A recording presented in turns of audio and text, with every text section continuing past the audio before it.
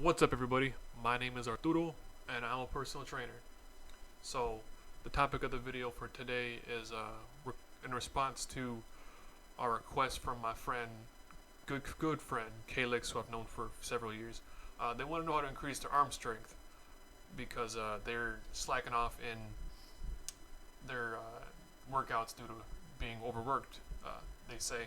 So, um, what you need to do, and this is really not just for them, it's for anybody watching, by the way. So what you guys need to do is just do it. Just go do it. That's the first one. This you're not doing. You're not going to see any. You're not going to see any improvement. So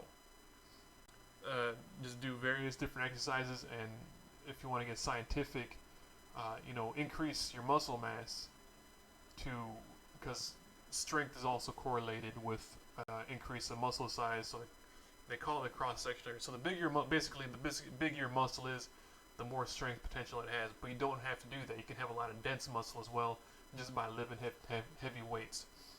That technically increases its size, but you won't see it unless you flex. Like if you guys know Bruce Lee, if you ever seen a Bruce Lee movie, especially in Enter the Dragon, when he's flexing, like he'll flex his lats, they get huge. I mean, Bruce Lee was a small dude, but once he started flexing, you can see all that muscle, all the dense muscle starting to spread out. So that's what a dense muscle type physique would look like. And you don't have to do that. You can make it visible. It also had the same effect.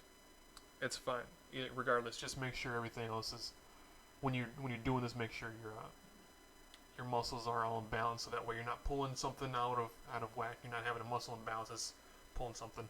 So, in regards to that, the type of exercises you need to do are curls, tricep extensions. You can do that with the cord, with any type of pulling down motion. It'd be best to have your palm up because that's the way it's natural for your tendon that runs through your elbow, so you don't have any injuries again. Also, you can do various different types of curls. You can do hammer curls, you can do preacher curls, you can do underhand curls, overhand curls. It's all the same. Same. You can do bench press, you can do push-ups. It all depends on where you're at physically. My friend Kalix, I know you're online, so I don't know exactly where you are. But for anybody who watches this, just start where you're at. Don't push yourself over the edge, or else you have an injury you could have avoided. So just do what you got to do. Start where you're at and it's safe to do, so that way you're not over pulling yourself. Because I'll see people, like especially young guys in the gym, where they'll be like scrawny, like real scrawny, and they'll try to lift. They'll go and get like the 60-pound straight bar and just, they can't fucking deal with that, and I'm just gonna lift as heavy as I possibly can. I'll get big, yeah, and then they're, the next thing they know, they threw their rhomboids out and their rotator cuff is torn because they couldn't pull the weight up, and they just spent their whole time doing half a curl. You can't pull that weight. So yeah, you want to do heavy weight for strength gains, but not that heavy so much where you can't even get a fucking curl in.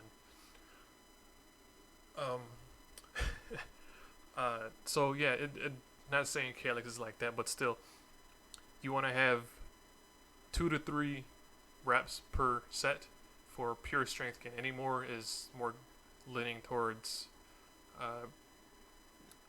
building muscle bigger. So it depends on how much time you have, how much effort you're willing to put in. Obviously, if you do less weights, it'll take more time, but it'll be less painful in regards to energy. So, and if you, it depends on what you got to do. Just pick one, and you'll be good. Just pick one, stick with it, do it. That's it. So, thank you guys so much for watching. See you next time. Peace.